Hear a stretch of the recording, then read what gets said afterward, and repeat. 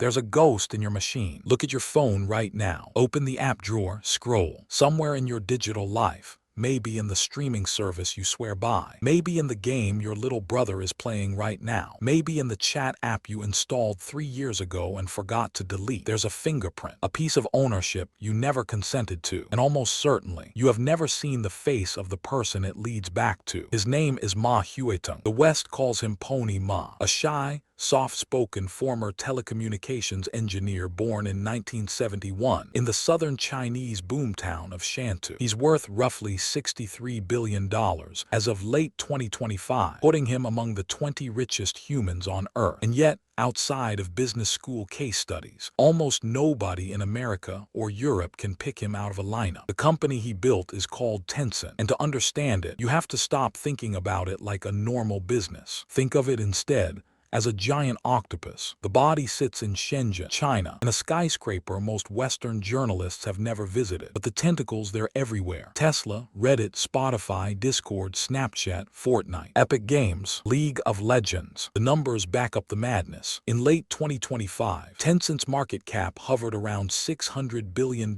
bigger than Samsung Electronics and the second largest internet company on Earth, behind Meta. And at its 2021 peak, the company's value briefly exceeded Facebook's, making it briefly the most valuable social media empire in the world. But here's the thesis of this entire video, so listen carefully. Tencent is not an investment fund. Tencent is a kingmaker. It uses a brutal, three-step flywheel of data and traffic to guarantee its own profits. It picks winners. It builds winners, and if you ever become one, it owns a slice of you. Welcome to the most influential tech company you have never investigated.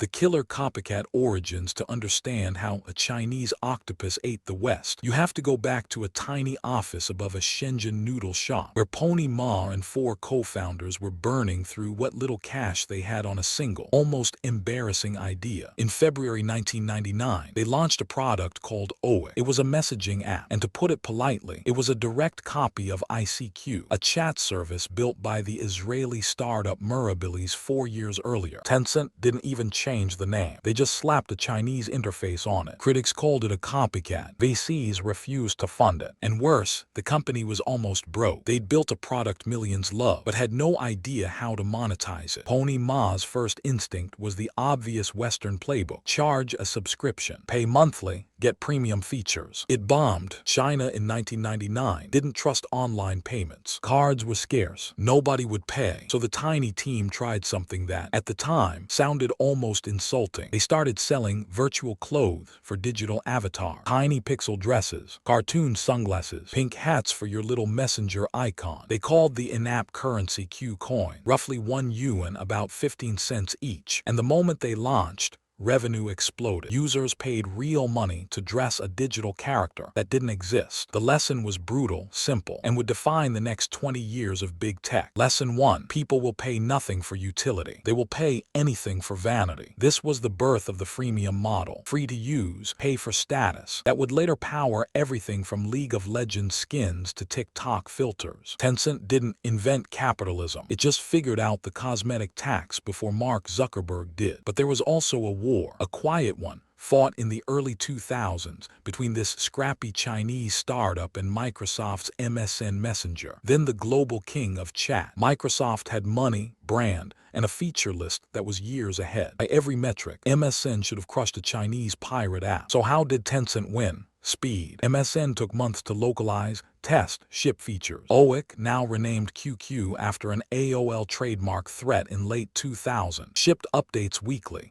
in a feedback loop with its users. It was the technology equivalent of an alley cat fighting a pedigreed show dog. The alley cat won. By 2005, Tencent was China's largest internet company. Pony Ma was 23 years into a CEO tenure. He has never seriously threatened to leave.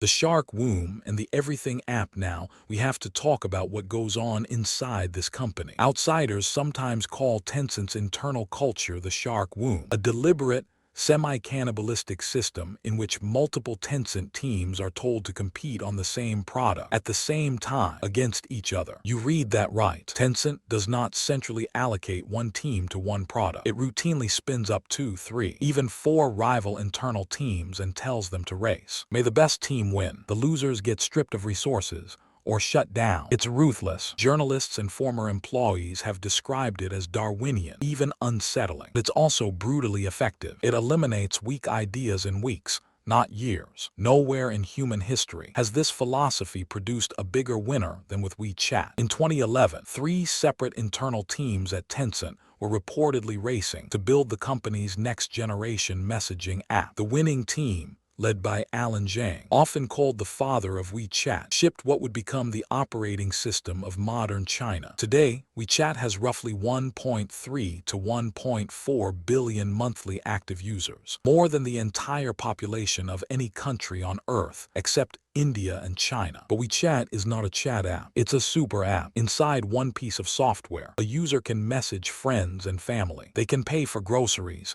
rent, and utility bills. They can apply for a mortgage. They can book a doctor's appointment. They can buy a train ticket. They can read the news. They can file a minor traffic dispute. They can hold a portfolio of investments. And of course, they can play games. It's described by some analysts as a convenience trap. 1 billion people made a single Faustian bargain. They traded privacy, free speech, and political silence for a single app that does everything. If you ever wonder why the Chinese internet looks so different from the Western one, the answer is in this one app. The technical wizard under the hood is the Mini Program, a kind of lightweight app inside the chat window. Launched in 2017. Today, there are roughly 3.7 million Mini Programs, transacting trillions of yuan. The user never leaves WeChat. They never install a single competitor's app. And every transaction, every coffee, every cab ride is observed by Tencent. The Kingmaker flywheel. Now, we arrive at the heart of this video. This is how a Chinese super app empire quietly conquered the global internet economy, using a 3-step flywheel that runs on WeChat data and finishes in the rest of the world. Step 1. Attract. When a startup wants to reach Chinese consumer, the cheapest path is rarely to build its own app. It's to build a mini program inside WeChat. Why spend millions acquiring users when 1.3 billion are already on the platform? And Tencent's algorithm delivers them to you for free. The startup gets distribution for a cut of revenue, of course. Tencent gets the data, which brings us to step 2. Step 2. Analyze. Every payment, every page view, every idle minute in a mini program is logged inside Tencent's analytics stack. And because China is essentially a closed internet ecosystem, Tencent sees every successful emerging business before Western investors even know they exist. This is the part most foreigners miss. Tencent isn't just a venture capital shop. It's a data shop. It knows in real time which Chinese startups are about to win. And it has that knowledge ahead of Sequoia, ahead of SoftBank, ahead of everyone. Step 3. Anoint. Tencent then writes those startups a check. And immediately, the WeChat algorithm boosts that company's traffic. Their mini program moves up the rankings. Their ads cost less. Their reach explodes. It's a quiet, algorithmic coup d'etat executed by code. The 2 most famous examples are JD.com and Didi Chuxing. In e-commerce, JD was once Alibaba's underdog. Tencent invested, gradually raising its stake to roughly 17% by 2021, the largest single shareholder outside JD's founder. JD shoppers were funneled from WeChat. JD's logistics empire grew on Tencent's data. Alibaba felt the squeeze. In December 2021, Tencent distributed about $16 billion worth of JD.com shares to its own shareholders, a special dividend from a stake so large it shaped JD's strategic direction. In ride-hailing, Didi, Uber's Chinese rival, was a similar story. Tencent accumulated roughly 7.4% of the company, plugged Didi into WeChat Pay, and watched it become the dominant player. But make no mistake, the Kingmaker doesn't only make kings. Once a king is made, Tencent taxes. Didi and JD both paid a kind of platform tribute, channel fees, payment fees, traffic percentages, to the company that built them. The flywheel is now the most replicated business model in Asia.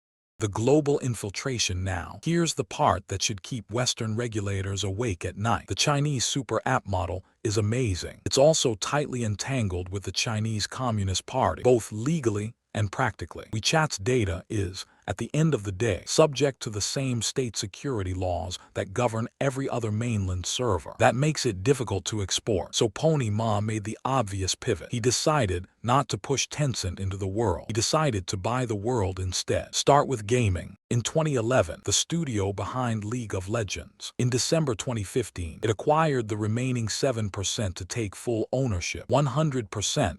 No asterisk. Then, between 2012 and 2013, Tencent bought a 40% stake in Epic Games, the studio behind Fortnite and the Unreal Engine, for roughly $330 million. Tencent is the largest outside shareholder. Founder Tim Sweeney retains a controlling interest. Added together, largest gaming company on Earth. But here's the twist that's almost comic in its ruthlessness. As early as 2014, Tencent's mobile gaming division reportedly asked Riot to build a mobile version of League of Legends. Riot declined. The studio believed a complex PC MOBA couldn't be translated to phone. So Tencent's separate internal studio, reportedly working behind Riot's back, built its own mobile MOBA anyway. It was called Honor of Kings. Today, Honor of Kings reportedly has around 200 million players and is one of the highest-grossing games on the planet. In other words, Tencent owns 100% of Riot and profits from a game that competes with Riot's flagship, having built it without Riot's help. The shark eats its own young, and the shopping spree didn't stop at games. Tencent acquired roughly a 5% stake in Tesla. It led the $300 million Series D in Reddit in 2019, triggering the largest free speech protest in the platform's history. It took a stake in Snap, the parent of Snapchat. It entered into a stock swap with Spotify in 2017. When Spotify was preparing its IPO, it invested in Discord during its funding rounds. Whether it's a $500 million check or a 1.79% toehold, the result is the same. Tencent becomes part of the conversation wherever the modern internet is being built. But a tame one now. Nothing lasts forever. The same Chinese Communist Party that gave Pony Ma 2 decades of regulated monopoly is now actively taming him. Beginning in 2021, regulators at the State Administration for Market Regulation hit Tencent with antitrust action, ordering $500,000 fines for dozens of undeclared mergers. Reports at the time suggested a single penalty could climb to at least $1.5 billion. For failing to disclose investments and anti-competitive practices. And the broader policy framework, a regulatory campaign known loosely as Common Prosperity, has been used to push China's tech titans, Alibaba, Tencent, the rest, to share their wealth, toe political lines, and stop crushing smaller rivals. If you want a single image of how far Pony Ma is now leaning in, look no further than the viral minigame launched inside Tencent's Weibo product in October 2017, just as Xi Jinping delivered a 3.5-hour speech opening the 19th Communist Party Congress. Tencent released a mobile app called Clap for Xi Jinping. The faster you tapped your phone, the louder the digital applause. Players competed on a leaderboard. Millions played. The introverted billionaire from Shenzhen, once scrappy, rebellious, a textbook disruptor, had become a willing mouthpiece for the propaganda department. So where does that leave us? The next time you fire up Fortnite, send a Discord message, share a meme on Reddit, or queue up a League lobby, take 3 seconds to ask, who actually profits here? Tencent is arguably the most successful business empire of the 21st century, bigger than Samsung, rivaling Meta, embedded into the apps you use every day. It built the freemium model, killed MSN, invented the super app, and turned a copycat messenger into a $600 billion octopus. But it also extracted, in return, something far more valuable than money. A line of code that watches over 1 billion people. Every message read, every payment logged, every face on every avatar catalog. Whether you call that a clever business or a monitoring weapon in your pocket. And the creator of WeChat has reportedly said publicly that he considers the app equivalent to a state organ in China. The answer is, uncomfortably, both. Who owns your digital life?